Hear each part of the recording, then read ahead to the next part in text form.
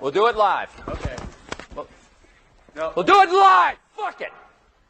Do it live. I'll write it and we'll do it live.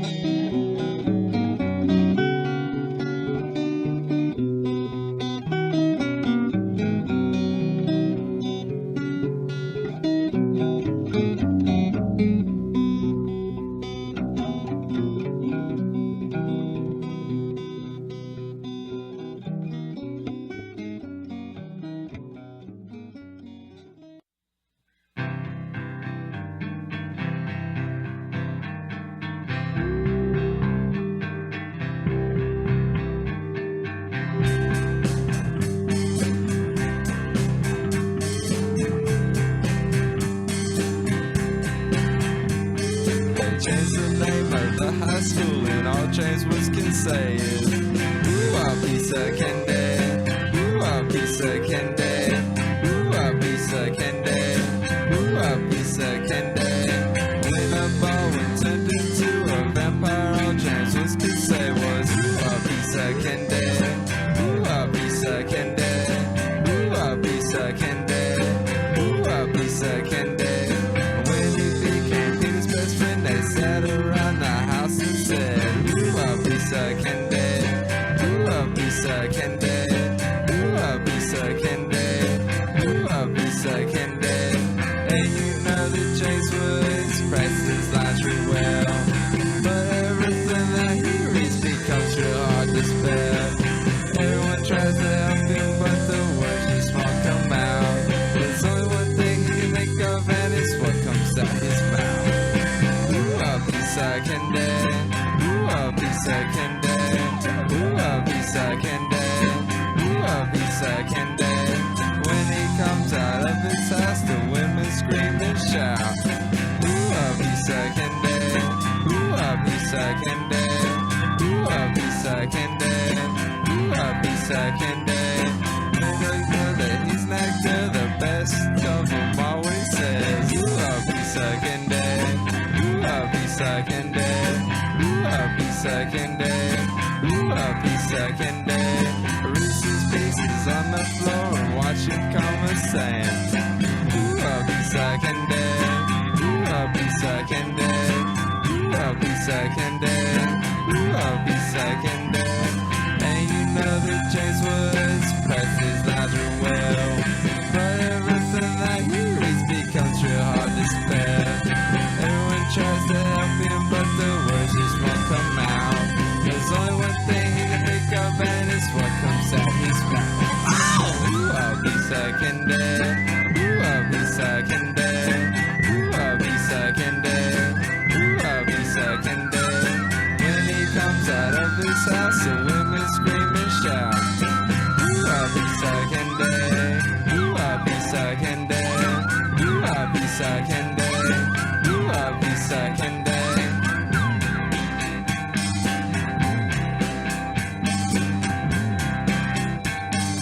Ooh, a piece of candy.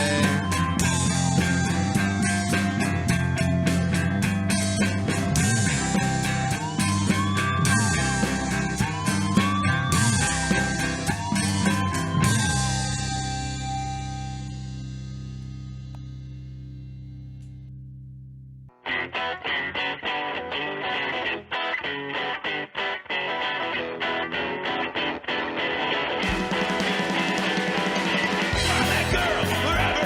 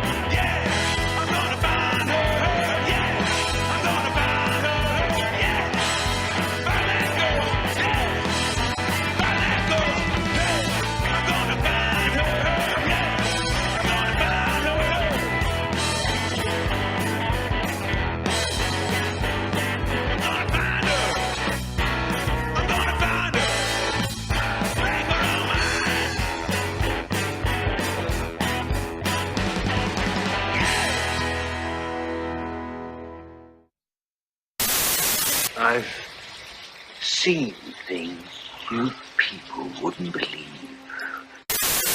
So, a creature for my amusement. Prepare for battle. Fucking thing sucks!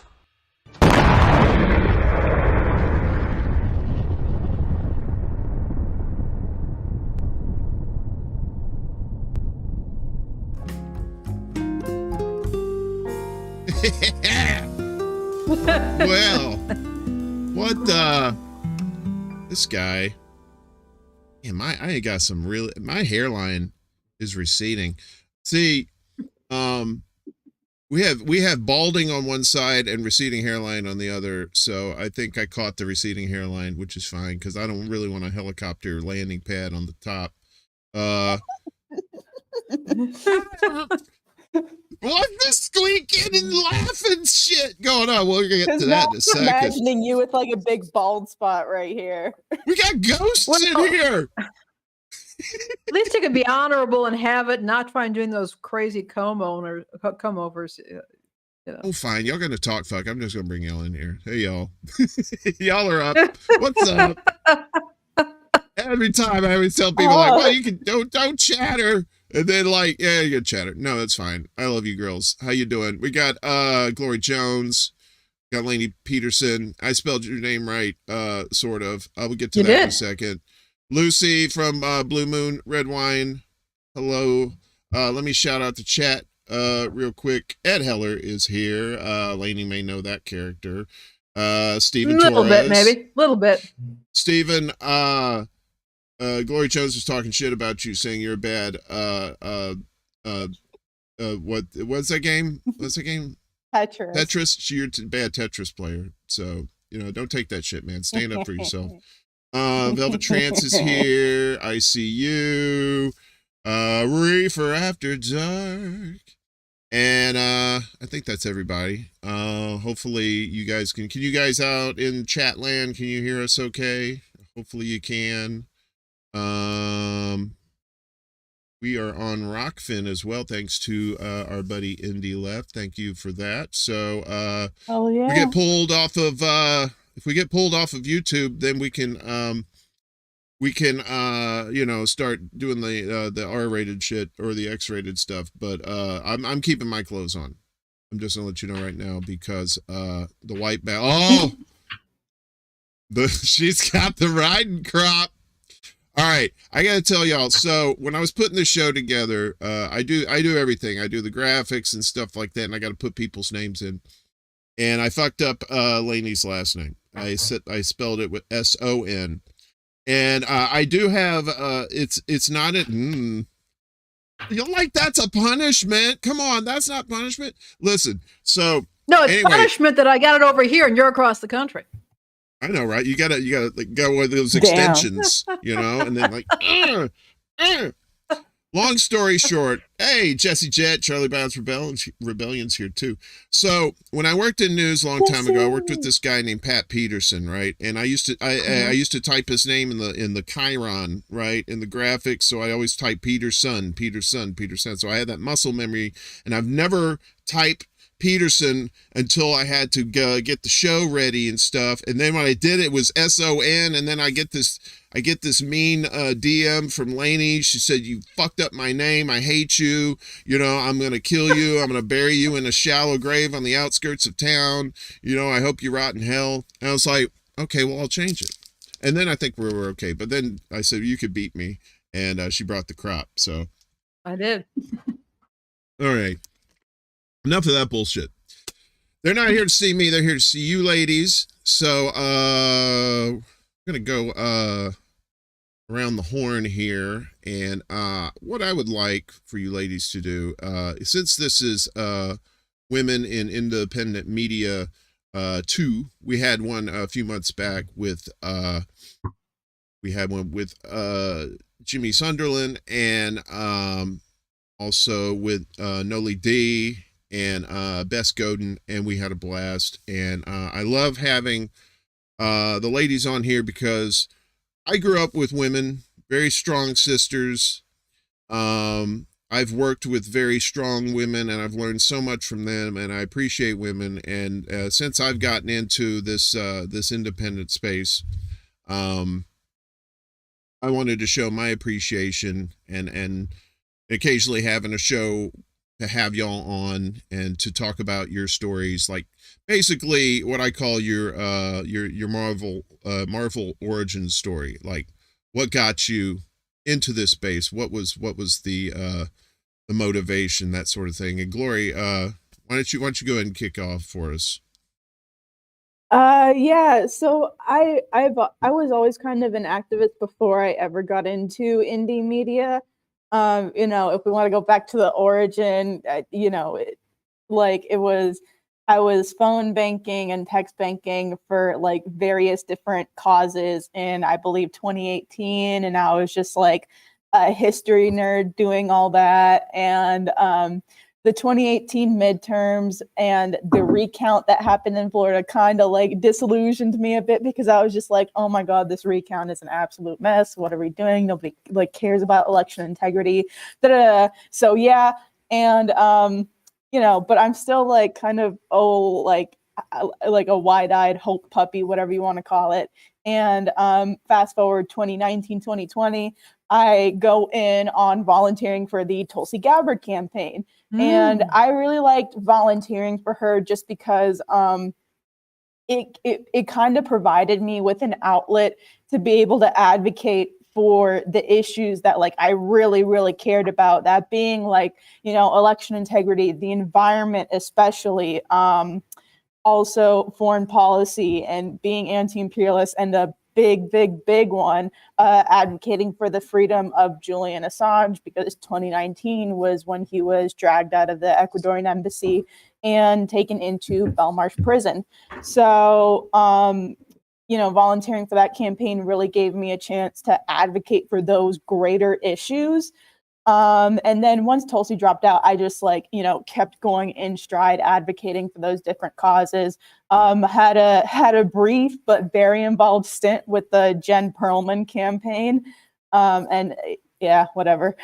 and then, yeah.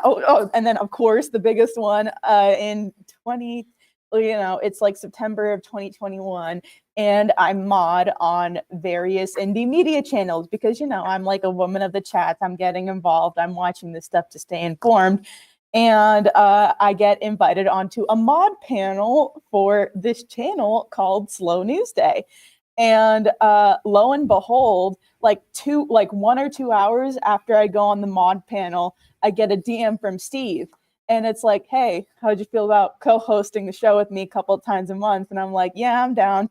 So that's how I got started with Slow News Day.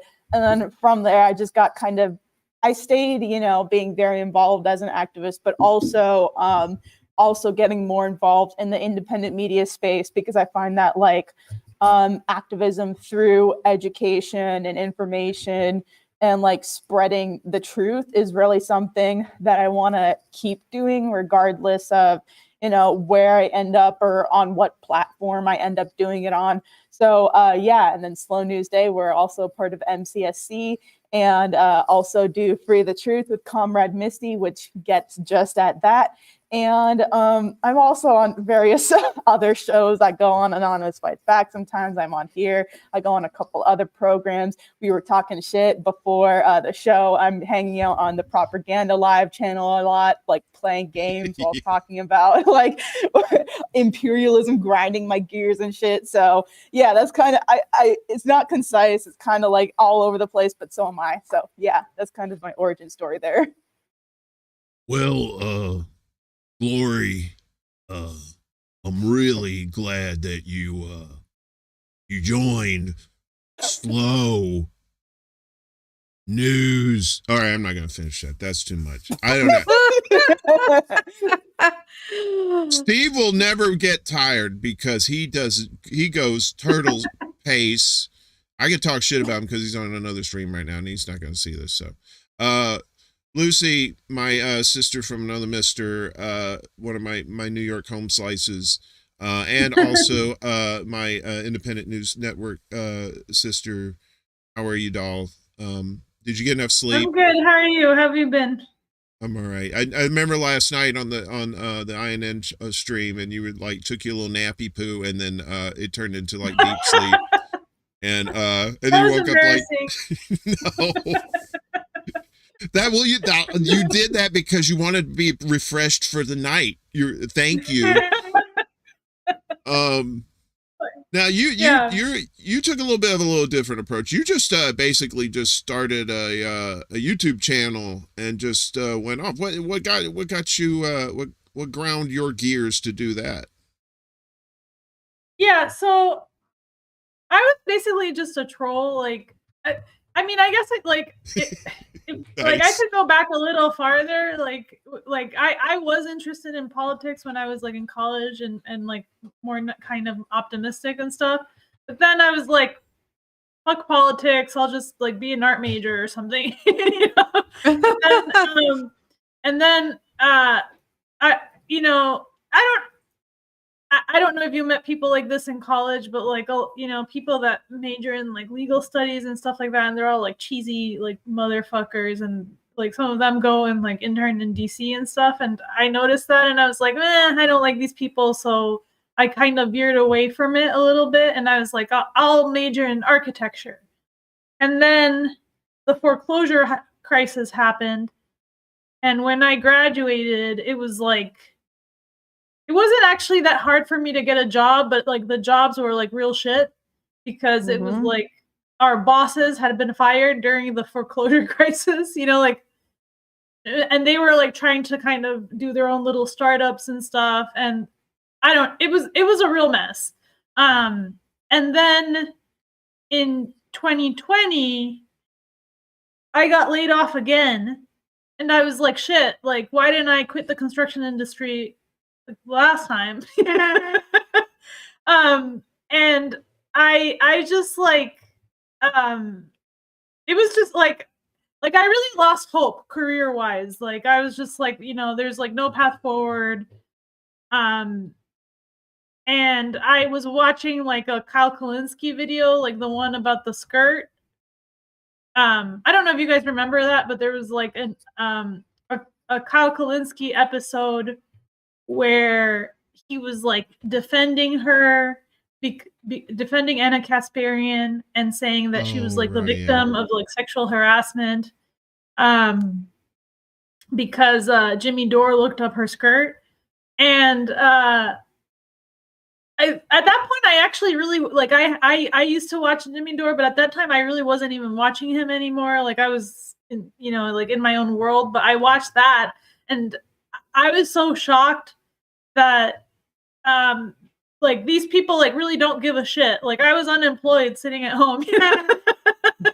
And like watching Anna Kasparian bitch about someone looking up her skirt 2 years ago. Like if I had a job, I would gladly exchange it for someone looking up my skirt. Like like I was just like really annoyed and like about how this network is doing this like fake flag feminism, and the fact that they thought this was more important than the entire country of Syria, right? Because that whole conversation was just to like cover up Aaron Mate's reporting on Syria, and they wanted to act all outraged about this like skirt issue. It was like really a minor issue, you know, considering the fact that we've been in Syria for like 12 years, bombing the fuck out of them, and we're all unemployed.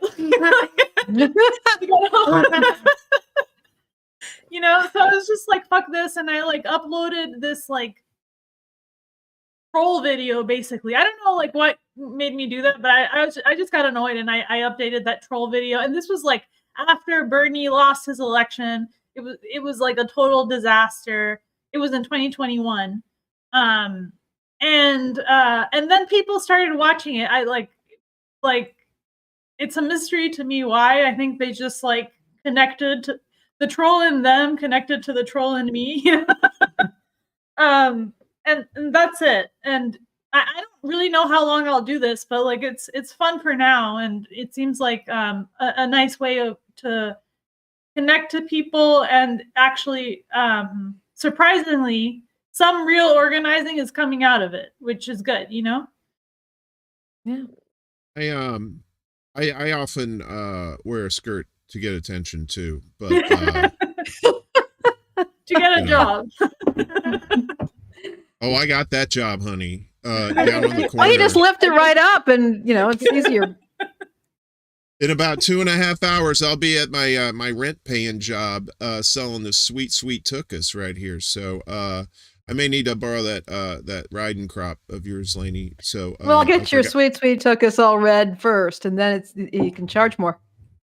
That's right. The redder the better. That's I do take rubles. I take rubles. So No anyway, red scare here. well, I don't know. Once the pants come off, it's like I have to pay them to stay. So I get very lonely. I'm sorry. Aw. Yeah, I know. That would be Aw, hilarious. AW. Can you like take tips in rubles if you like on YouTube? I take debit card too. He and, takes rubles for the tip. They kind of Um, let you do that. You can send a super chat in whatever currency you want, like assuming you're monetized. Because I used to troll Richard Medhurst all the time. I'd send him like $10,000 in rubles. So I'd that's only awesome. like I'd be super chatting him like $18, but it would show up as like 3,500 rubles, and I'd just be like, "Here you go, you fucking Russian asset." And yeah. Well, I also take Snap. I take Snap too, because I am delicious. Anyway, Lainey, you haven't told us your Marvel origin story. My Chicago lovely here, please. How did you end up with those with Kit and Daniel, those knuckleheads? And is Jerry actually a really nice guy in real life? No, I'm kidding. Okay, We don't have time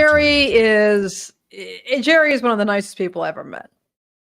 Okay, so I'm going to put it right there. Jerry Vesselos, he heads up Chicago Corner, our local show, and he's a fantastic human being. So how I ended up with these jamokes, Kit and Daniel and all the rest, basically, okay, first of all, I've been doing new media for a while. I had had a very successful tea review blog for a while. Then I went in, was working with, I had a podcast with that, and then was a co-host on a pretty successful for the genre show called Talknosis, which is kind of a show about alternative spirituality. And I had a friend who was doing an occult show on a local community radio station here. He brought me on as a co-host after his original co-host left. And I was on that show for well over a year, I want to say. And at that show at the community radio station, first of all, I got the radio bug pretty seriously. Yeah. And the second thing is that I met the station manager there, and he was at the station for a while, and then he left. But after the 2016 election, we were all talking about starting a new radio station in Chicago because we were not happy with the voices that we were hearing out of the various stations in the city. And the station manager, Bill Turk, he knew Kit and Daniel because they were doing the stuff with a group called Veracity and Defiance with their little Galaxy phone. And we all got together to have a meeting in January of 2017. And it was basically some millennials and then there were Gen Xers. And we started batting around the idea of the radio station, and things started kind of dropping off, and it ended up being me, the one lone Gen Xer, hanging out with them, they're millennials. But that was okay, because what we ended up doing is going back over to the community radio station and doing a weekly show, as well as doing some stuff where we were filming protests and doing stuff with DSA and filming and streaming. And I had to leave the station for some personal reason, Hard Lens, for personal reasons later on that year. But I kept in touch, had a good relationship, and then I came back on in 2019 when they had shifted over to YouTube. And we were doing these YouTube shows. And my interests were a little bit different. I wasn't so much interested in things like people like Assange and that sort of thing. I was more interested in what I call sidewalk politics. And the idea is that even if you and your neighbor don't see eye to eye on everything, you still share a sidewalk. And you're still there's still that shared interest. So I decided to focus on things where I felt that people had common interests, things like consumer news, the financial, the banking system, disaster management, climate change, and that sort of thing. So I started my show eventually called Civically Minded. And we were going great guns. We got a studio. And then, of course, the global health crisis kicked in and things just got incredibly bizarre.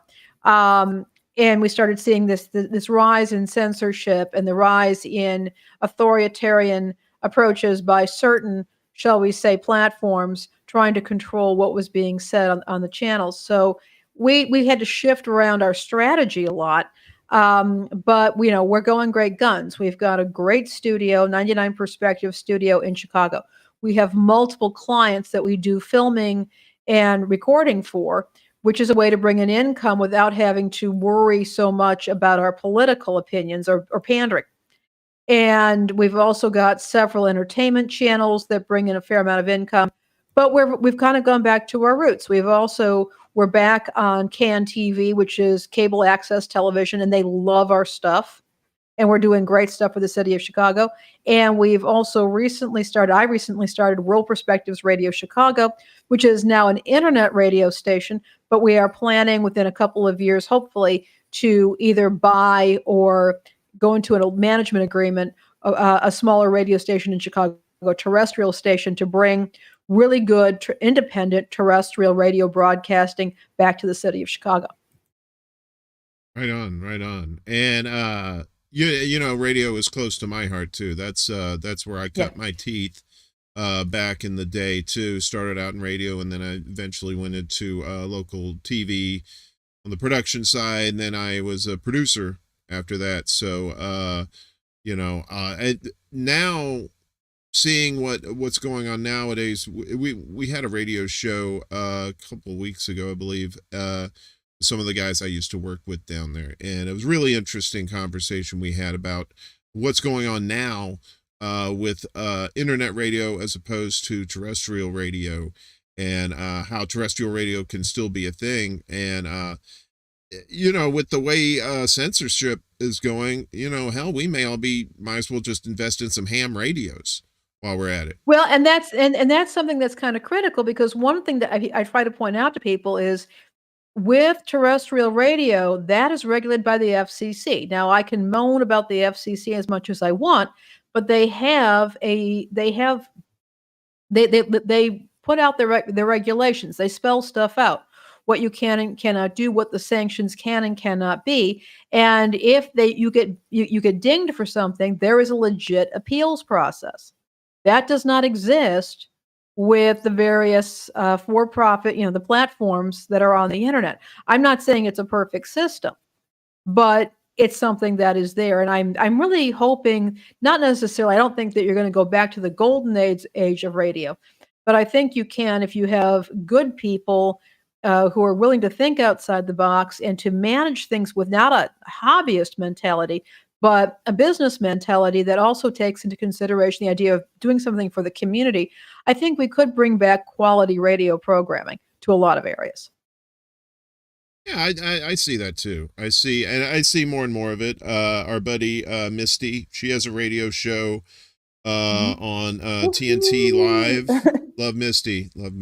And Shout out. Pretty sure most of us, even some folks in the chat's been on that show too.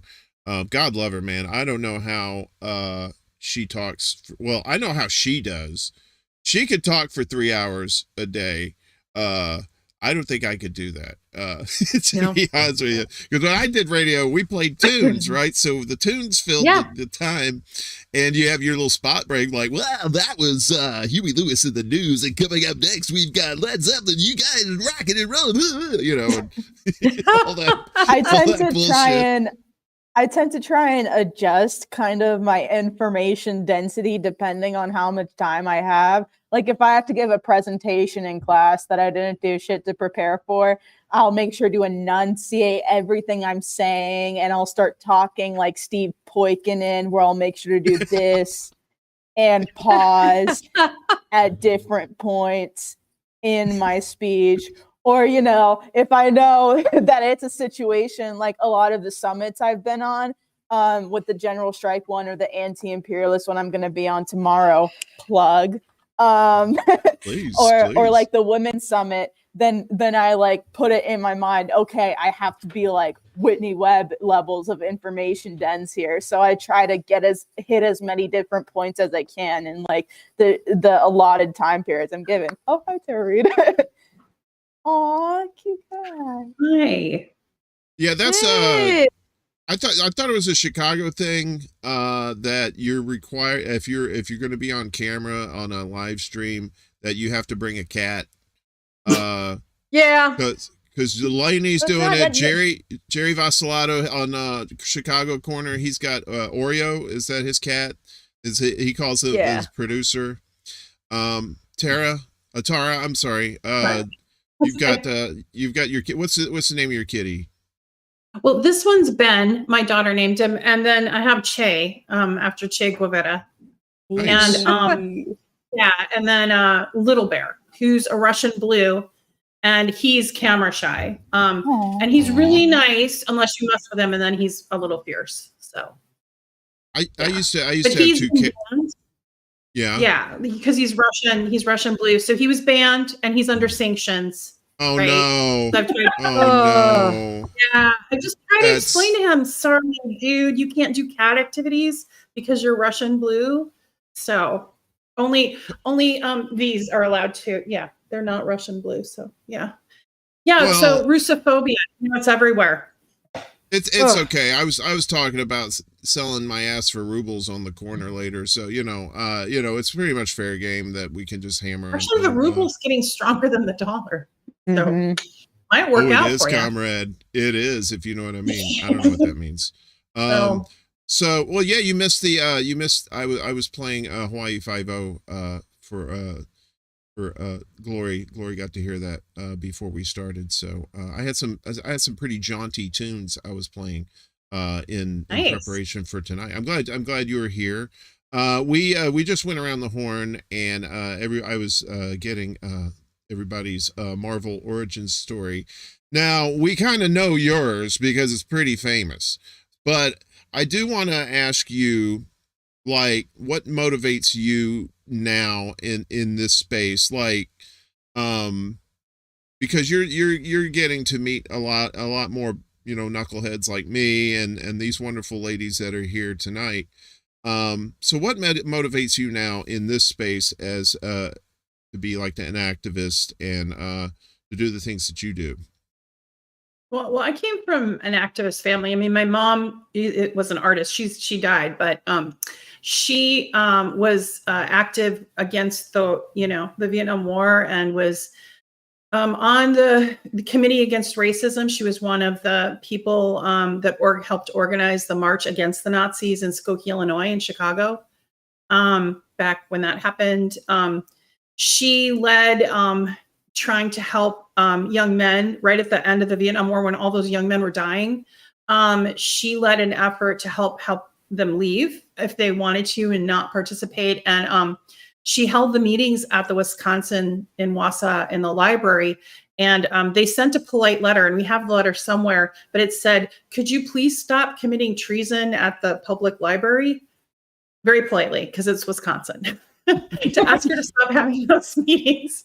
But yeah, so I came from that background. I marched with Cesar Chavez when I was little, like my mom was in those marches. And, I was raised in that environment and then got into politics, as you know, and I was a Democrat for a long, long time and drank all that Kool-Aid and, just like was one of their foot soldiers, as Lucy Flores had so put it.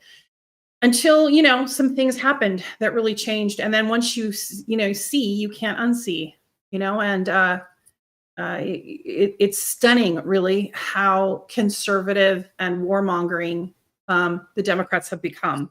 Like, maybe they always were, but my eyes are just more open now. And there you have it. So So I stay in this space because I was always a political person. And yes, I came forward about Joe Biden and what he did to me when I was a Senate staffer. But, I have a law degree, I have a background. And when I was, very active in politics, I wanted to be a senator. I didn't want to sleep with one. So, I'm just continuing my career. I'm a writer and I'm interested in geopolitics. And now we have the ability to create independent content. And thank you to INN for doing what they do and all of you. Because I don't know, if they keep censoring us, like today, as you heard, PayPal has cut off certain, some of my former colleagues from RT. And then unrelated, Alan McLeod from Mint Free Press, their whole account got shut down. PayPal. Yeah. They depend on that. And the reader, it's really authoritative. It's fascist. It's frightening. And, I feel very much committed to using whatever small platform I have to push back against the elites right now, however I can. So that's why I'm here. And I appreciate you. You're also a member of Independent News Network, and we're on Rockfin tonight. Thanks to Indy Left. Really appreciate that for him doing that for us, because you have to it's good to be on have as many platforms as you can, because the censorship is rampant. We're on a few tonight. And like I said, I always tell people, get a backup. Don't just if you're going to get into the space, don't just stick to one platform, because that's putting all your eggs in one basket, and that basket can be easily taken away. Like you said, Mint Press, Caleb Maupin too. He was also booted off of PayPal too. And I think Alan McLeod is in the United Kingdom or Ireland. I'm not even sure, but I'm not sure if he's even in America. I don't know. Maybe he is. But yeah, I know it's happening. I don't know how they're doing this. I mean, do any of you know, is this legal? Can they just shut you off from your money? Yes. This has been actually going on with PayPal for a while. But it was mostly happening, to people who were eBay sellers who, there was some kind of a conflict between a seller and a buyer. And yes, they can, and they do. And it's something that I'm actually going to be looking more into, because there's different sets of rules for fintech, these financial services that aren't really banks, but that work with a bank. There's some different rules there, but this has happened with some other online banks as well. And they can shut you down and cut you off from your money for any reason. And it's really quite disturbing. But yeah, I was reporting on Caleb today on my show. Halfway through the rest of my show, Kit Cabello had to cut me off and said, Lainey, they just went after Mint Press News, and they just cut them off. It's crazy. Yeah, I mean, and I think of something with PayPal, especially, that's kind of a prime example. I mean, some of their founders being Elon Musk and Peter Thiel, spectacular. They've kind of had a history of doing that and cutting people off, and especially with regards to censorship. This is something that I used to notice. I would super chat people through PayPal, and I would put Cuba or Syria or Palestine or Assange in my super chat message, and the message wouldn't, and the payment wouldn't go through, or they would have to hold it for extra checkings. I mean, this is something that happens all the time. My account once got locked for a day because I said the word Cuba in my message, and they tried to ask me to explain your use of the word Cuba, and I'm just okay, Peter Thiel, please. So yeah, that's something that really happens, and it's a form of sanctioning too. And it's obviously, like Lainey said, not exclusive to PayPal. I know Patreon has a bad history of doing this as well. Someone who's often contributed to Mint Press, Whitney Webb, she just completely got shut out of Patreon. So did Ryan Christian from Last American Vagabond. I mean, this happens to so many people who challenge the national security state and this whole infrastructure that feeds off of surveillance capitalism and that whole thing. It's what we were warned about, right, by Edward Snowden. He warned us that we would come to this point, and Mhm. we're here, and then some. And I've noticed he's been silent, so I don't know. Yeah. Yeah, it's getting to the point where they're just not even trying to hide it anymore. No. No. I don't need to. You know, I mean, look what happened in Canada with the truckers up there. The same thing. They got cut off from their funds too. And there was no repercussions for that. So of course they, you know, maybe Canada was the training ground for that, and that's like, okay, let's try it here in America. And sure enough, they got 2 today, and who knows who they're going to get in the next few days. Cara, I was talking to the ladies before, and I said about women in independent media. I grew up with very strong women, and I've worked with some very strong women, very talented, very intelligent, and they taught me so much. And I like to have these forums. I know it's kind of weird for a dude to be hosting a women's, you know, independent media night, but it just gives me an opportunity to say thank you, and to all of you. I've watched everything y'all have done, and you just do tremendous work in this space. And anytime we can amplify you and your works, we need to do so. Because even though it's gotten a lot better, there's still hell of a lot of misogyny going on. And you know, yeah, as there is. I mean, I don't have to.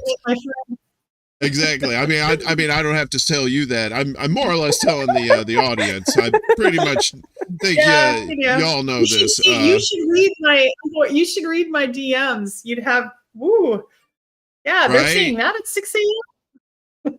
right? You know, I don't know if you all get those, but yeah. Well, just because I came forward about, you know, Joe Biden and it happened to be what it was, people just take liberties in what they say. I mean, you see, I don't know, I haven't heard from you. Like, do people slide into your DMs and just say like outrageous shit, like men or whatever? Yeah. I get people that go into my DMs just to tell me they're going to block me.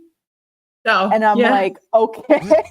But yeah, I also, I get a lot of ones that accuse me of like, I shouldn't even say grifting, but you know, I will say I get a lot of ones that accuse me of like some form of grifting, but not necessarily because like I am an independent media, or because I am an activist, just because of like this idea of like my presence in their space is threatening to them. And I can tell from the tone of their message and the route with which they go, as opposed to like, you know, going at the person I co-host a show with, Steve, who's a white man, or like someone else I would host a show with who would be like, you know, I'm a frequent guest host on Anonymous Fights Back, which besides me typically features all men. So like me being young, being Black, and being a woman, unfortunately, once I get into these spaces, is threatening to a lot of people. And this is something that I recognized because even before I was an activist, I was a student athlete. I come from a sports family, so I'm very into sports. So I'm and you know, I'm also a nerd. So like I'm used to kind of being in these male dominated spaces. And I can tell from people's reactions, like, okay, you're doing the thing again. You're just threatened that I'm here and I'm doing the thing better than you. Like, come on. Well, apparently people are talking shit on the Rockfin. So, because Noli D was over there saying, look at the Rockfin, I'm talking shit to you. But Noli brings good shit. We love you too. We got Crystal Folk over there, Victory Chin. Good to see y'all on the Rockfin. This is a little bit of a new thing for me to shout out Rockfin. So I'm getting used to this stuff. I'm learning too. And even though, like I said, I've been around women most of my life and learned a lot from them, I can always learn more. I'm not one of these people that's like, well, you know, I don't want I don't need your advice. Yeah, I need your advice. I need all your advice.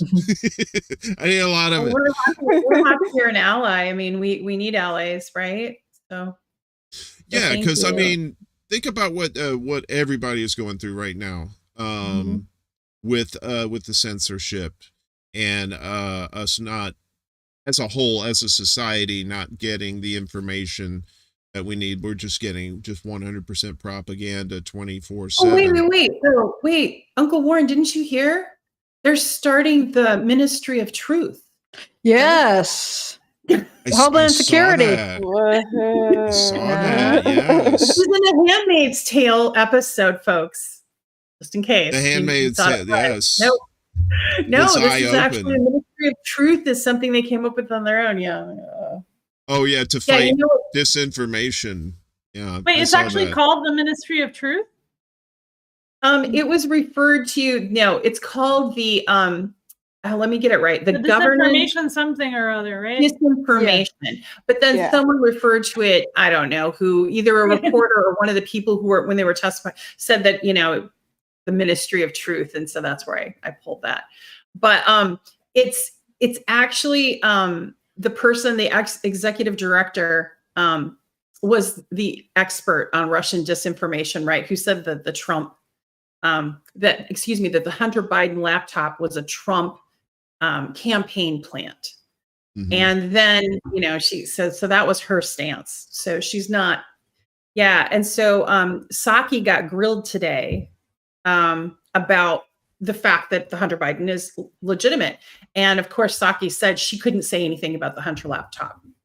But that she could say that this governance is trying to stop disinformation. So again, they're just being paternalistic and deciding what information we should know and what we shouldn't know at a government level using our money. Oh yeah. That's the real shit and giggles part right there. Our money too, right? And and now Biden wants to send 33 billion more over to Ukraine. Meanwhile, we got tent cities pretty much across the country. We got in our parks here in Chicago. Yeah, I'm in Los Angeles right now, so yeah. Yeah. New York, the Eric Adams, the new mayor, Black Joe Biden, basically going around sweeping up homeless encampments and stuff, and saying, well, you can stay in the shelters. And if anybody knows anything about shelters in New York, they are extremely dangerous. And a lot of homeless people work. They work, and these shelters have curfews.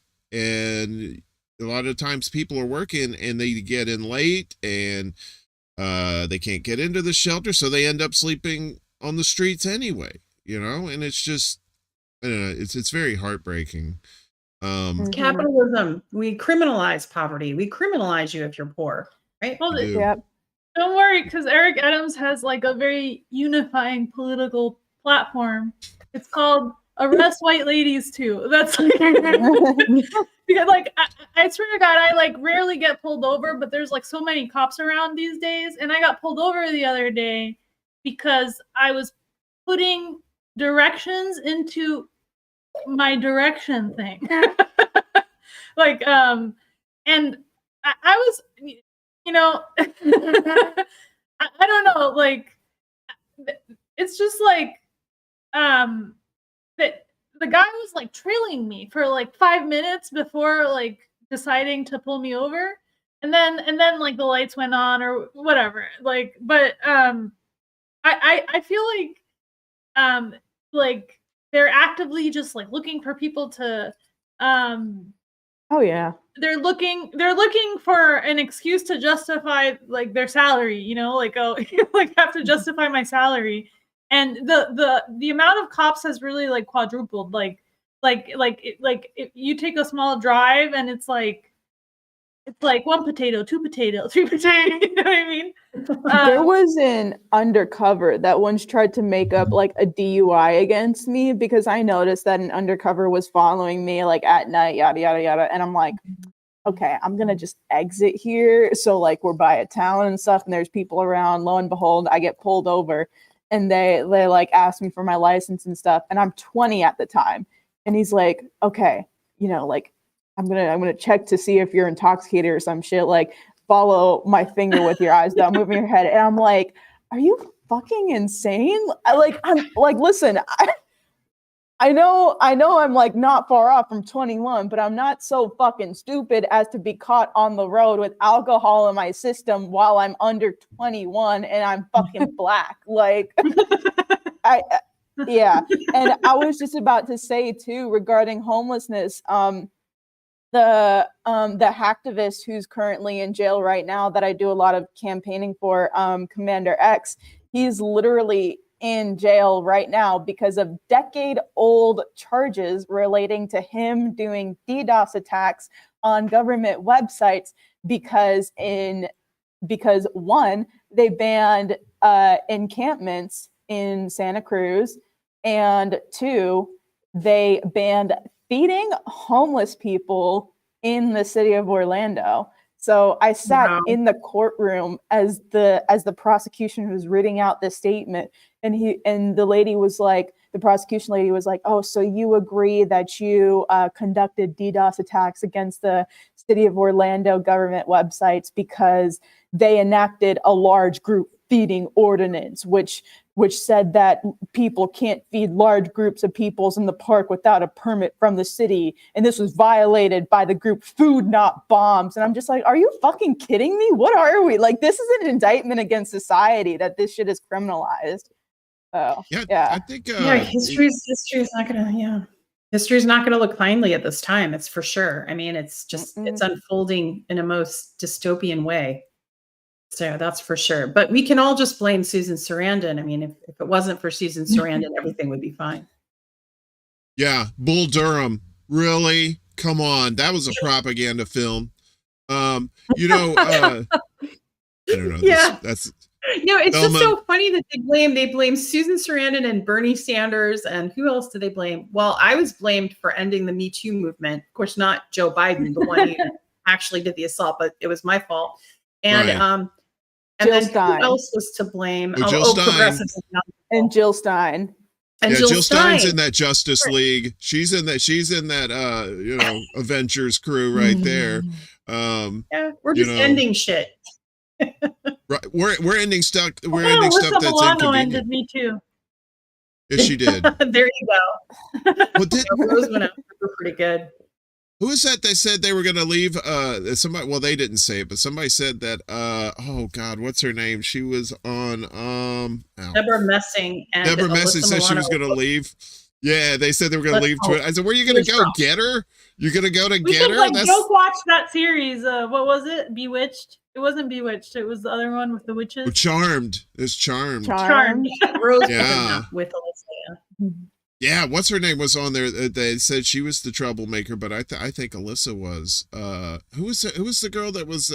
She was on 90210, and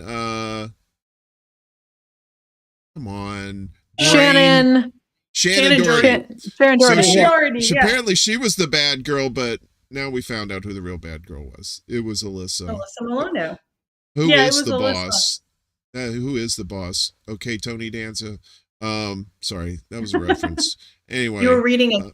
Yeah, okay. And a CAA client. Right? And a CAA, like it all comes back to that. Good point.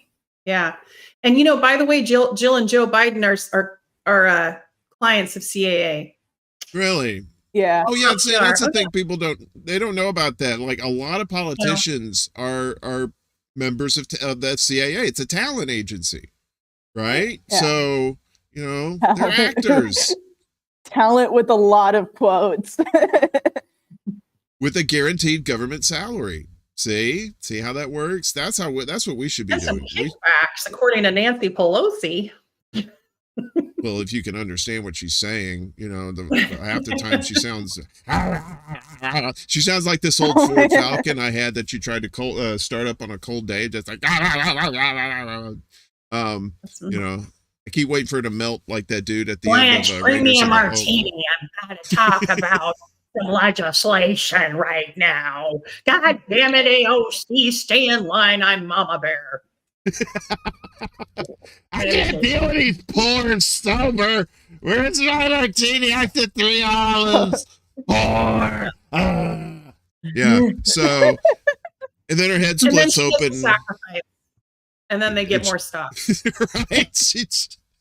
What would Steve say? She drinks the adrenochrome, and then Oh yeah. it just has like a straw in the back there for easy access. Yeah. What? Wait, what happened? So Anyway, yeah. no. Well, if we were smart, we would just troll. We would follow these people around and get their stock tips. I don't know. Maybe we're going Right? about it the wrong. Yeah. Lainey, you're Yeah, the maybe you're we the are Or going the about tips that. would be like impossible to achieve. Where it was like, well, first you need a couple of hefty investments from InQtel, and Yeah, and at that point it's like, okay, well, I'm already fucked. yeah. right. Or you could Lady- do, like that what John Kerry did and just marry an heiress to Yeah. Heinz fortune. There you go. That solved That's that my problem. that's my life goal plan. My financial You're gonna find a Heinz heiress. yeah.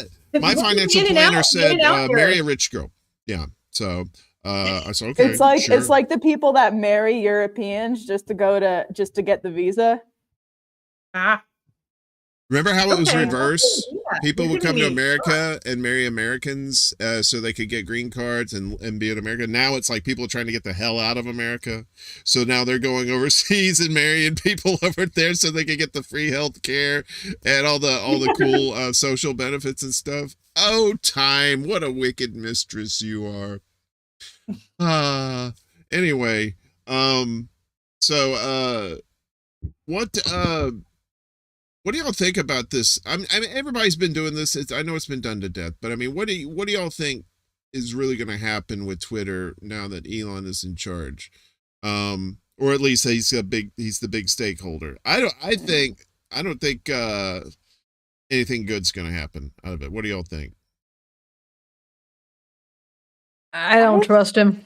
Yeah, I don't think it's gonna, like, a lot of people have this idea that it's gonna be suddenly so much better for free speech. I don't think that, like, the activists that lost their accounts are going to get those accounts reinstated. I don't think that the people that were previously being censored or shadow banned are magically gonna not be shadow banned anymore.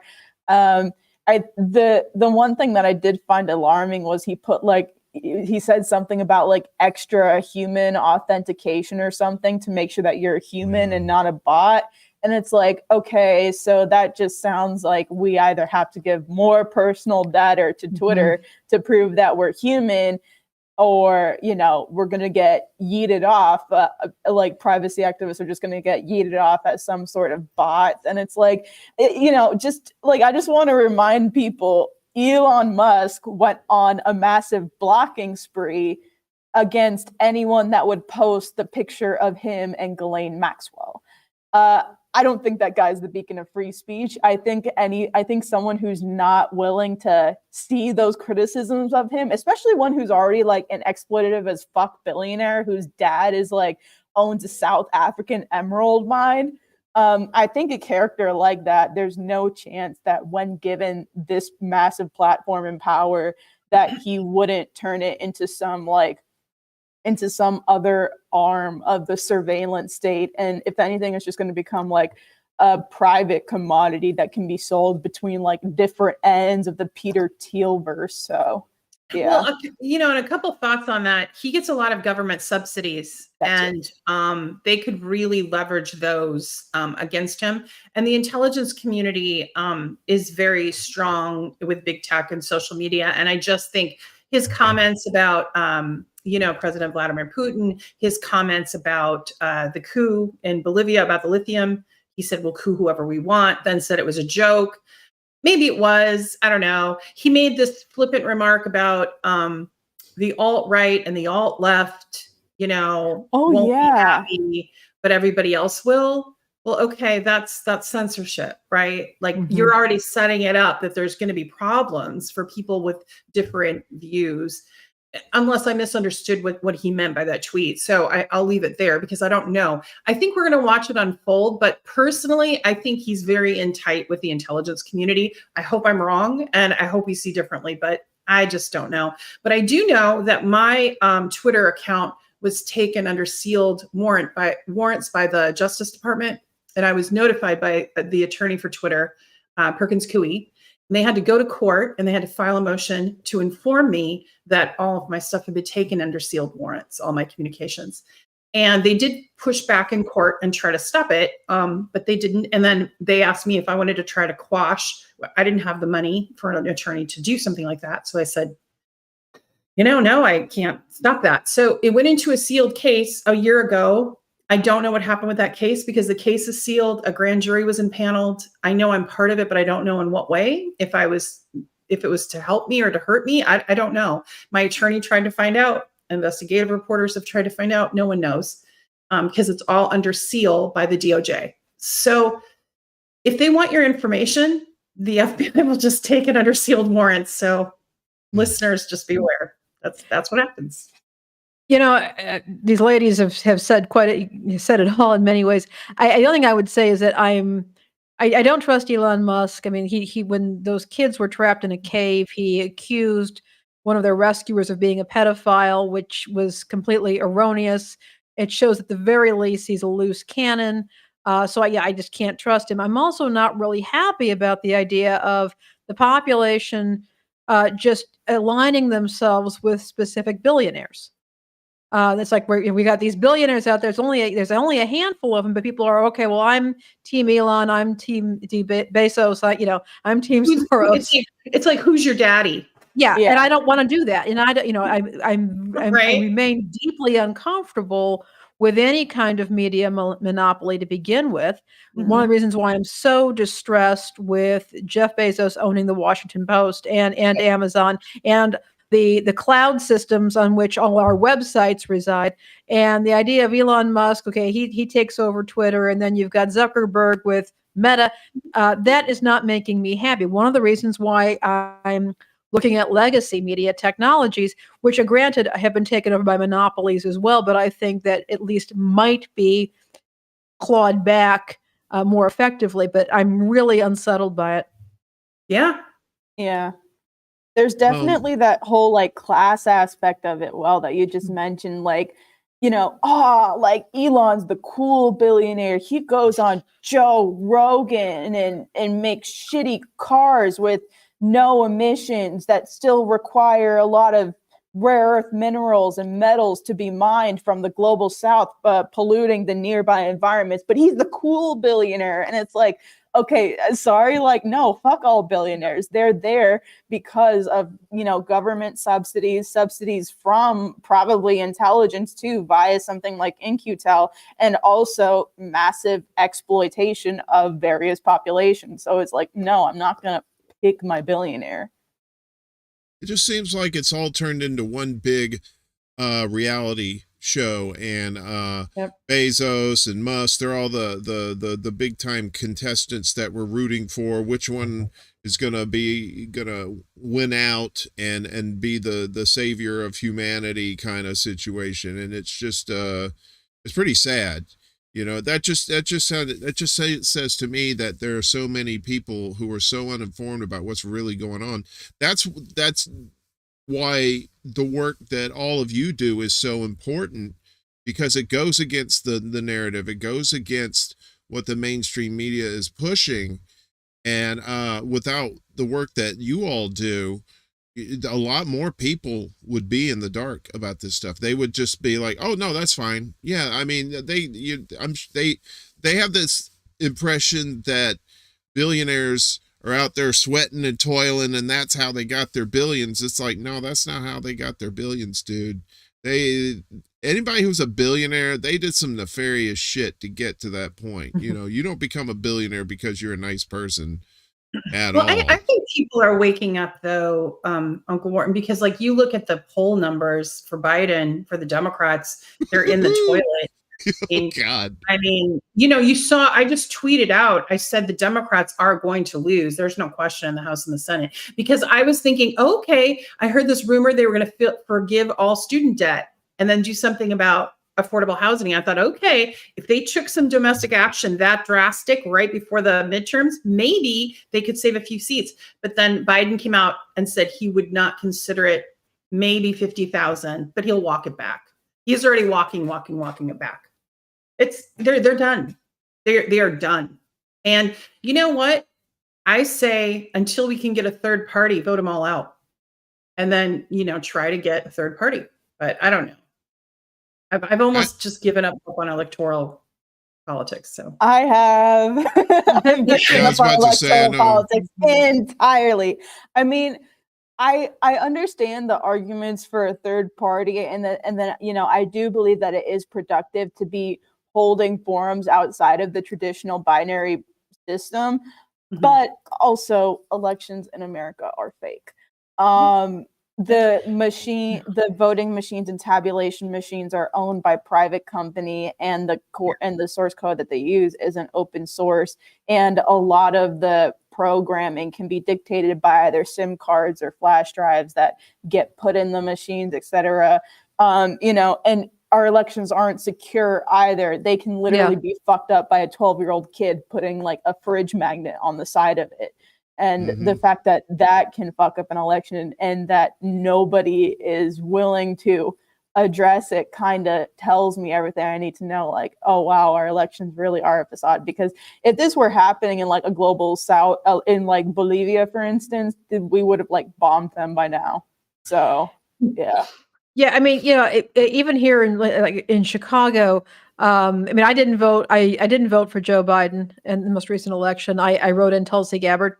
Nice. And, I had a friend of mine, a good friend of mine, he and I do some shortwave radio broadcast projects together, which was kind of interesting. But he worked on Tulsi's campaign. And when she had announced that she was suspending her campaign, she did not actually drop out. She said she was suspending her campaign, and he was going to vote for her anyway. I want to say it was in the primaries. He went in and he looked at the sample ballot, and they had already at the polling place here in Chicago crossed out her name. Well, that was not supposed to happen. The election judges had no authority to do that, but this had already taken place. Now, he did call the Board of Elections, filed a complaint, and to their credit, the Board of Elections was not happy. That shouldn't have happened. But I mean, it's stuff like this, and a lot of times, your election workers are people who get called out once or twice a year. They're paid a stipend, and they're hardworking people. Don't get me wrong. For the most part, they're very decent people who want to do communities. You want to work for their communities, but they're not election experts. And my guess is that this could have been somebody, could have been nefarious. It could have been somebody who didn't like Tulsi and was just deciding to be done with it. But it also could have been somebody who had heard that she had suspended her campaign and decided to try and be helpful. We have no way of knowing, because that's how poorly some of our elections, our process is managed. Yeah. I mean, in 2020, I believe it was, in that last election, the greatest place to vote of Broward County, Florida's 23rd district, which is the constituency of Debbie Wasserman Schultz. That's where I'm actually from. So I took classes there to become certified to be a voting systems technician. It wasn't thorough at all. And especially because of COVID, they were desperate for poll workers and voting system technicians. So they were willing to take in anybody as long as you did, these 2 4-hour courses. And I like nailed everything naturally because I went in like knowing about elections. So I'm like acing all this stuff from the machine. Like, yeah, I got this. And then I look at people next to me and they're struggling with everything. And I'm like, oh, this is just going to be great. Fantastic, guys. And lo and behold, the election in August of 2020 between the primary, specifically between Jen Perlman and Debbie Wasserman Schultz, turns out to be a shit show. And of course, it turns out to be a concentrated shit show in which the worst polling centers are the ones in East Hollywood, Dania Beach, where a lot of low-income Black and brown voters are. So, yeah. I'm in a place where I'm kind of where Glory is too, where it's electoral politics is pretty much it's on life support at best, and it's probably not going to pull through. I'm a big fan of state ballot initiatives, but not every state has those either.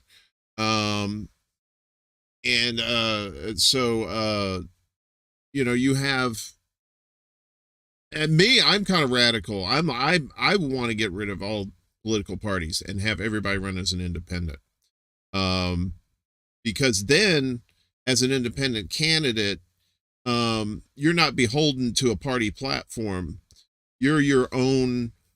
You're your own candidate, and what you promise to the people is coming from you. It's not coming from a party, right? And then you would have to work with other independents. I know it'd be crazy. It would probably just totally just fuck everything up at first, but maybe it would fuck it up for good, like for a good reason. It gets fucked I up. don't know, I liked rank voting. That idea. Rank voting, yeah. At least your vote, because a lot of people that are disenfranchised don't vote because there's no point, right? But with rank voting, there would be. I think only one state or two states really enacted that. Was it? I forget. Was it Vermont? Do you know? Well, we did it. We did it here in New York for the mayoral race. They did ranked choice voting for that. Voting? So yeah, so definitely here in New York, and that's fairly new too. I think that just started not too long ago. Yeah, it is fairly new. So what part of Chicago are you in? I live in the north side, what would be called like the West Ridge neighborhood. Mm-hmm. So yeah, I mean, I grew up in the suburbs. Eventually I went to graduate school in Evanston. I moved to the city and have been living in the city pretty much consistently since I was 28 or so.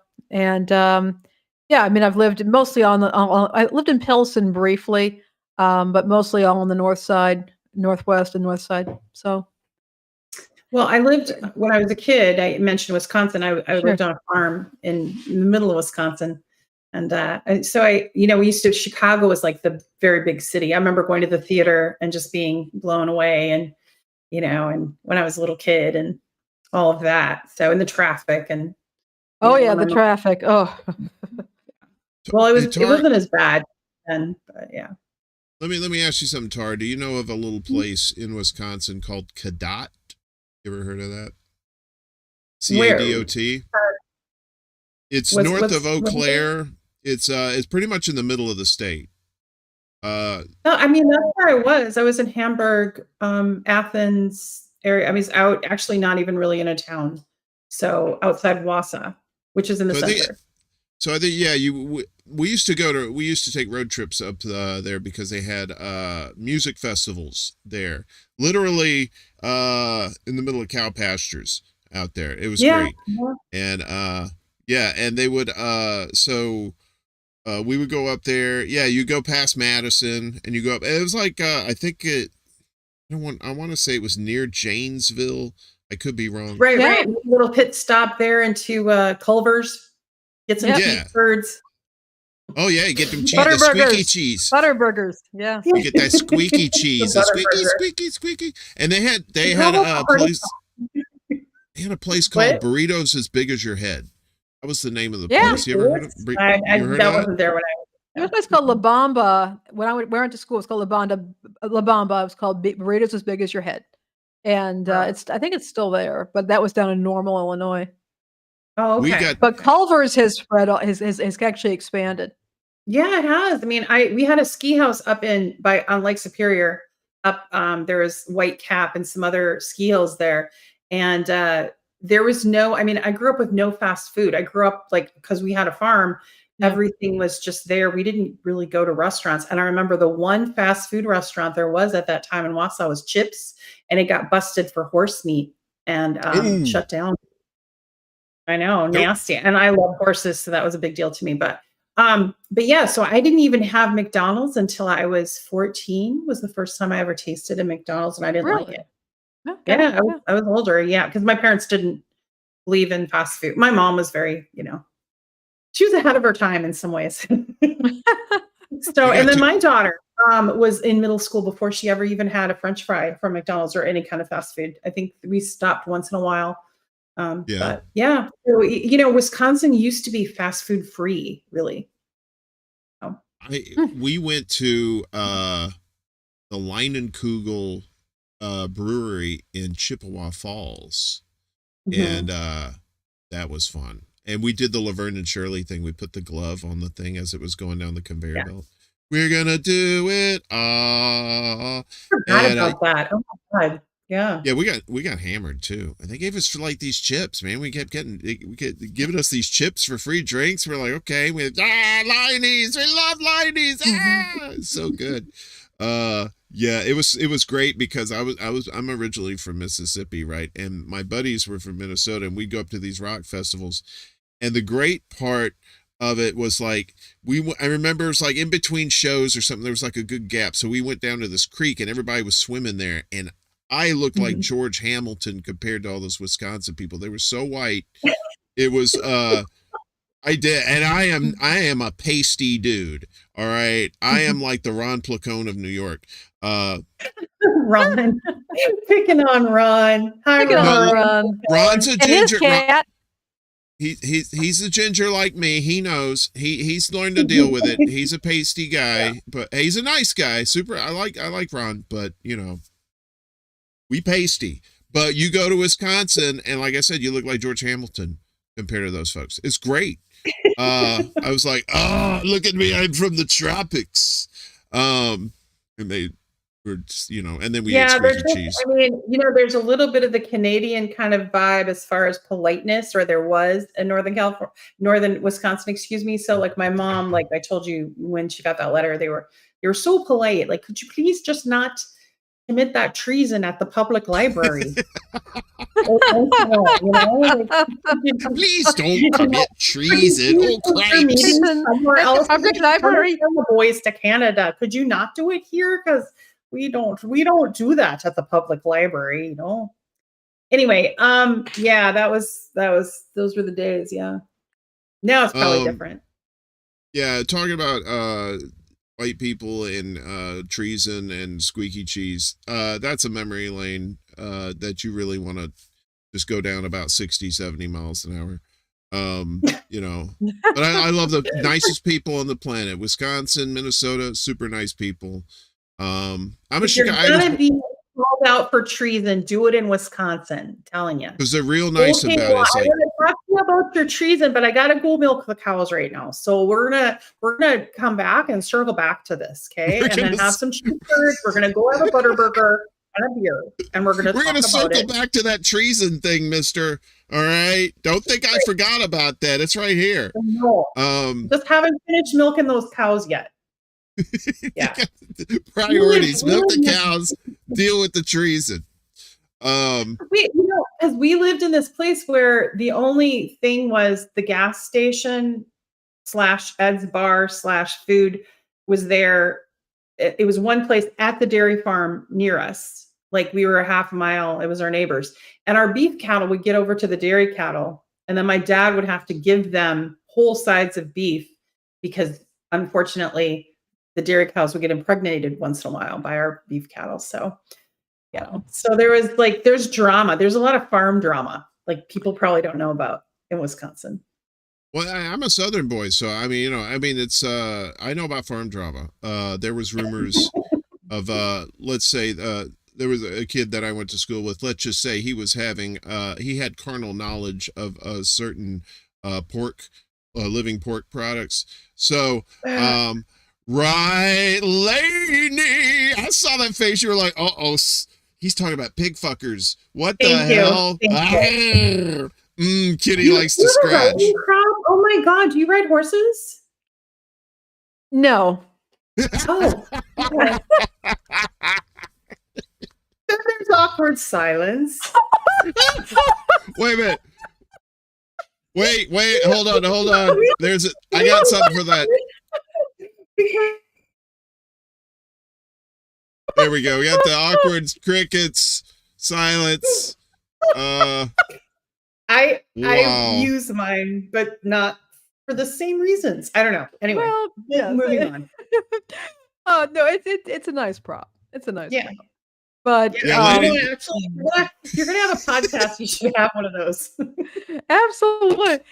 No, you got me thinking though, about how the dairy cattle and the beef cattle would sometimes, get together when they shouldn't. I was once living in a very small town, was taking a break from my city life, and I remember that there was a to do with this couple because the woman was from a carnival family and the man was from a circus family.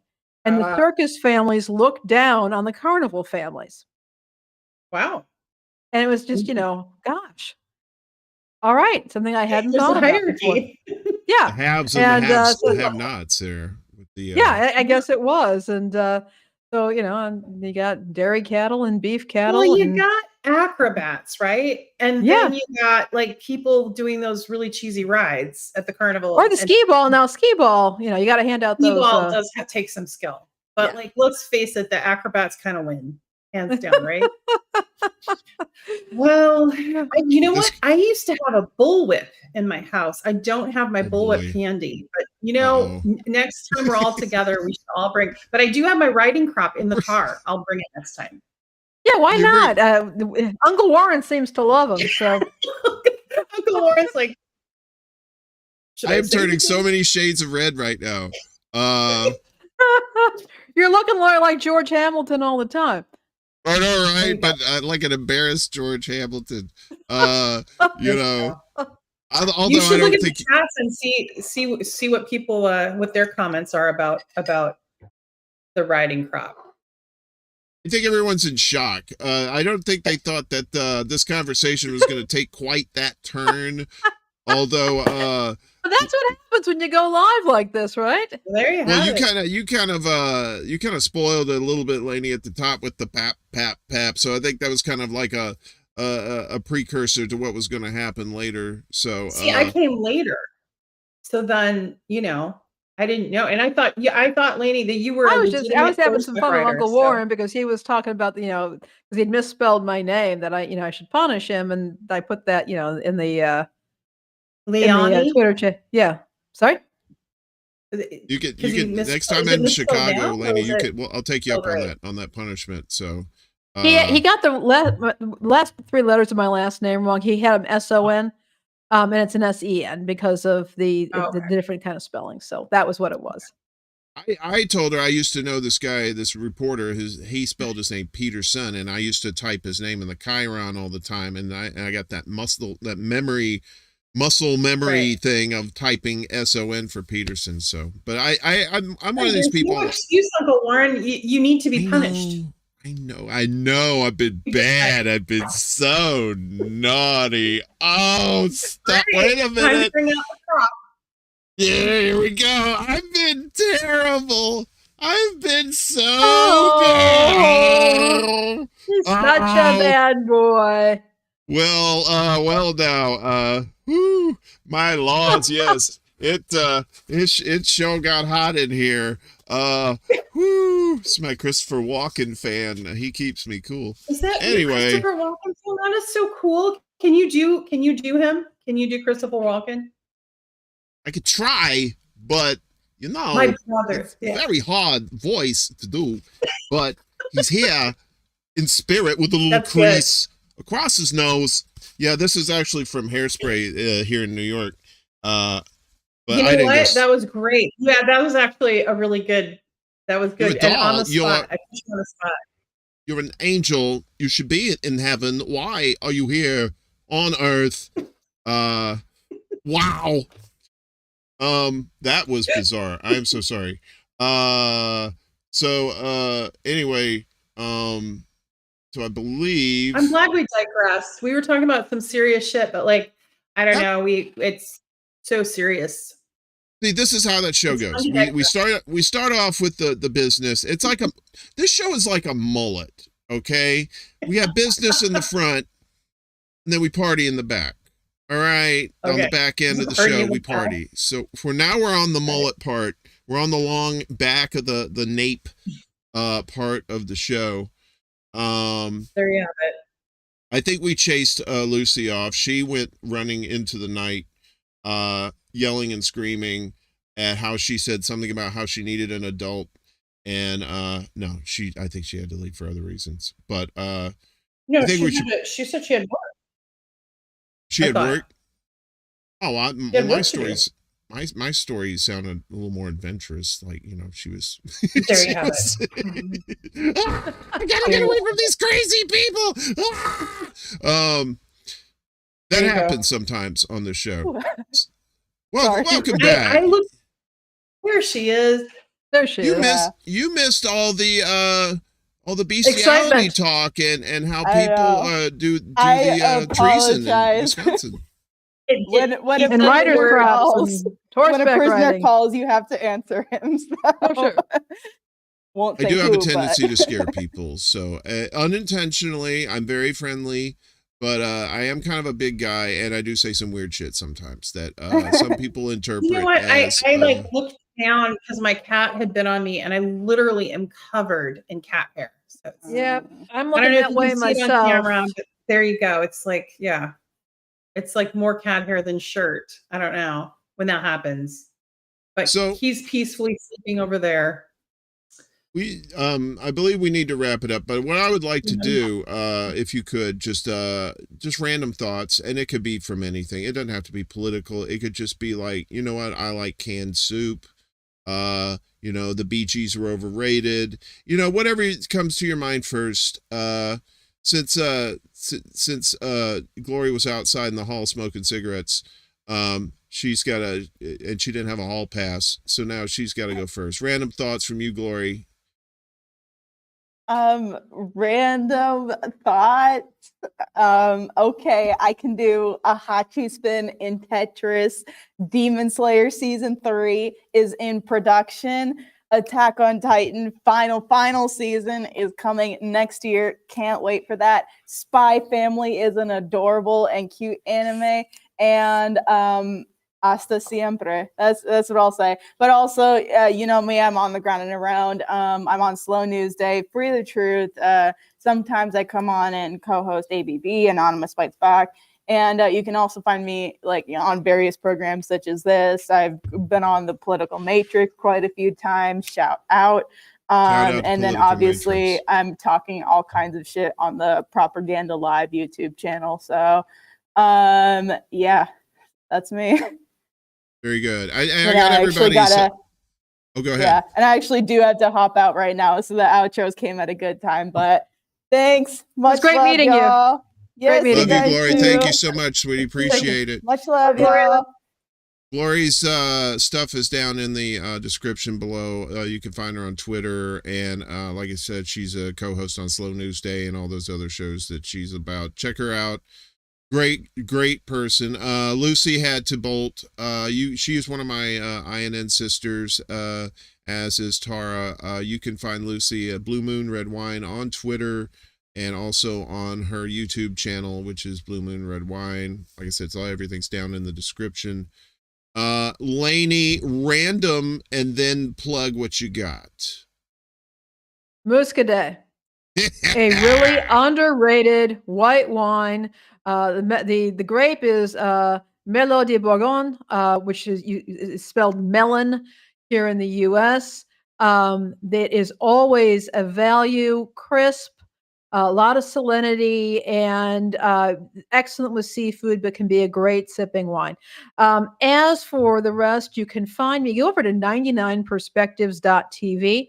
And we are the home of Hardlands Media. You can check out my show, Civically Minded. Hardlands Media is Civically Minded every Thursday at 4 p.m. on YouTube, Odyssey, Rockfin, and we are coming to Rumble. Also on Twitch. You can also check out World Perspectives Radio Chicago. That is my new radio project. We are just getting started. We're getting some shows set up. Their Black Music Chicago is a show by a local bluesman, Chip Ratliff, who does a half-hour program on Chicago-based Black music of all kinds, fantastic stuff. I also do a wine podcast called No Chalice Required. We took a hiatus, but we're back up on Anchor FM. We should be getting our rest of our shows up. I do a Chicago wine report. So do check us out at 99perspectives.tv and follow me on Twitter if you like. Yes, and like I said, you and Tara's information is down below to find you on Twitter. And Tara, you've said a lot of random stuff already tonight, and I appreciate that, about the treason and how people are nice about it. But I got to push you for one more. Give me something random and then plug yourself, please. Baby horse was born today where I live. The people that own the farm had a baby horse at 5 a.m. And so that was very magical. So I'm still kind of riding on this wave of beautiful nature, seeing this little baby horse who stood up after a few minutes and is walking around and beautiful. So, and I did tweet about it. You can find my tweet at Reed Alexandra on Twitter. And then my podcast is called The Politics of Survival. It is on Mondays and Tuesdays live feed, and then Fridays is for the podcast just kind of goes up. Now, my podcast was taken down the same day as Lee Camp's from Spotify and from other platforms, but we're trying to get it back up, and we're waiting. They've accepted it, so hopefully those will start coming up.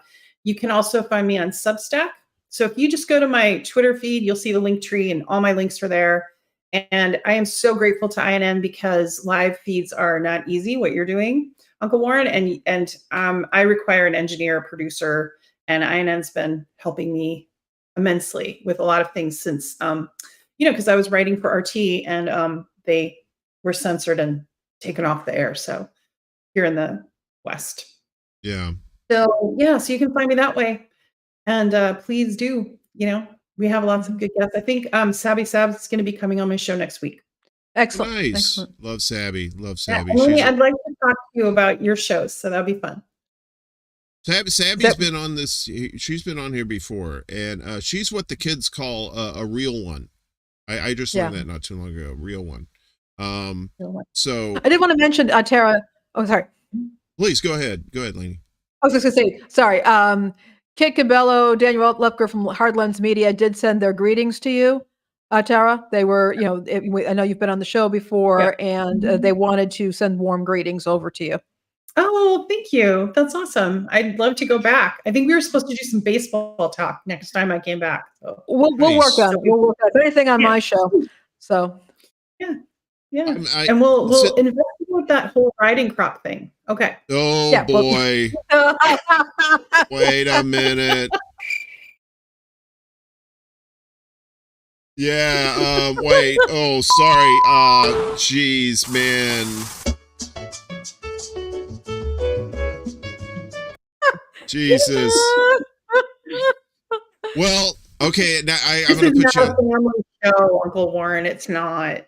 I don't even think there's real people in the chat. I think those are all bots that are just like. Are we getting good comments, or what kind of comments are we getting? Yeah, we're getting really good comments. They're very nice. The Tyrant said the last 15 minutes left scars, and I said, yeah, I can leave scars, and he said, all good, I have many. So there we go.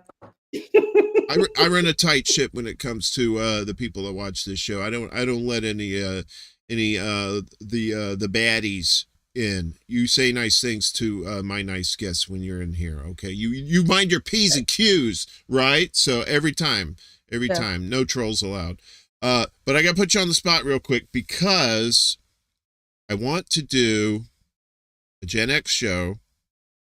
I want you ladies involved where now that you've been on the show, you don't have to do your Marvel origin story anymore. Right. So you come back, you're a friend of the show. So I want to get I'm trying to get Daryl, who he goes by Black in the Empire on Twitter. Super cool guy. Love him. Maybe my buddy Black Bruce Wayne, Christopher, he's really cool. And Jerry, maybe Ed if he behaves himself and he brings us pizza. he can come on too. So just keep that. Don't say no now. Don't say no now. Just keep it here. Let it marinate, and then I will find you like Batman in the future, and I'll shine the Gen X signal, and hopefully y'all will come on. Okay. You know what? I love that idea, Uncle Warren. The other thing to keep in mind is with our radio station, we can play music. We can play copyrighted music. So, and we can actually, if we did it correctly, we can also stream it on the radio station platform and on Mixcloud with video. So there's a lot of stuff us Gen Xers could do with a soundtrack of our wild and misspent youth, and having some conversation, give some entertainment, do some talk back and forth. I want to be on your video show, but there's other things that we can start doing now that we're doing the radio station. Collaboration. Hell yeah. Imagine that. You know what I was listening to before we got out of here? I was listening to Murray Head's One Night in Bangkok right before the show. One Get night, tired. very You're like talking another to a one. tourist whose every move's among Every the move's purists. among the purists. I get my kicks above the waistline. The Queensly Sunshine. News would not excite you. Oh, you know, everywhere. I'm a Cure fan all the way. I don't know I was what listening to the Cure. I was listening to the Cure. Why can't I be you? I was listening to that before the show. We're gonna have a great Gen X show. All right. It's yeah, gonna be we're gonna do that.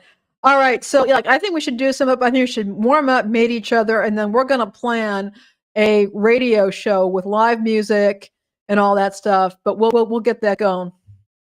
All right. Well, you're going to run point on that, Lainey. So right. I'm looking forward to that.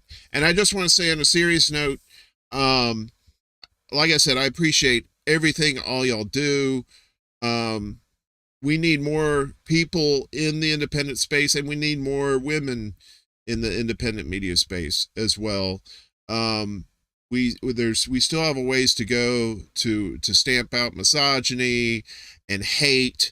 And as long as we don't purvey it ourselves, as long as we fight it, and we fight it for our brothers and sisters, I think we're going to be better off as in the space, but also in society as well. So Tara, Lainey, I appreciate you coming on. I appreciate Glory and Lucy for running out of here and letting us tell our Gen X stories there for a second. So no, I'm kidding. I appreciate them. They're great ladies, and they do wonderful things in the space too. Be sure to tell all your everybody in the chat, anybody that's watching this now or in the future, tell your friends outside of these circles, like people who maybe just they're not on Twitter, they're not on social media, or they don't watch YouTube or any of these platforms.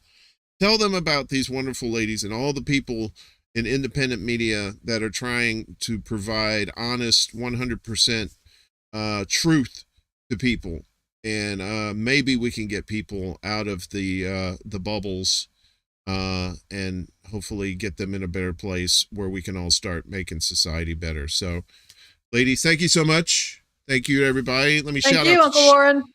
Let me shout out the chat real quick, and we'll get out of here. Death to Tyrants, thank you so much. Ed, appreciate you, brother. Mandy Jones, we love you. Velvet Trance. Who else we got here? I see you. I know Reef was in here. I saw him a while ago. Big Mad Crab. With a crop slap? Uh-oh. You know, Lainey, I'm kind of like Pavlov's dog when I hear that noise. So yeah, I don't think I should do stuff on camera when I hear that. Kelly M, I love you to death. Thank you so much. MK 1017, cool. Welcome to the show. Quit it. Stop it. The police will show up. I'm not even kidding. Noli. No one will be and the government of disinformation. My GIMP suit is in the cleaners. All right. Charlie Brown's Rebellion variant. Love you, doll. Let's see. Hopefully I got everybody. Chris is in there. Y'all are awful. Stop it. You're the fucking devil. You know that? Atras, thank you so much. You know what? Like I I've been said, told that my exorcist Jimmy, love you. Marcus, thank you. And Jesse Jet. I think I got everybody. There was a whole bunch of folks in here. Thank you. They love you girls. Love you to bunches. We gotta Love get you out all of here. very much. I gotta go find my gimp suit. Good night, everybody. Wash your ass. Keep it clean. I'll see you on the corner at midnight. Good night.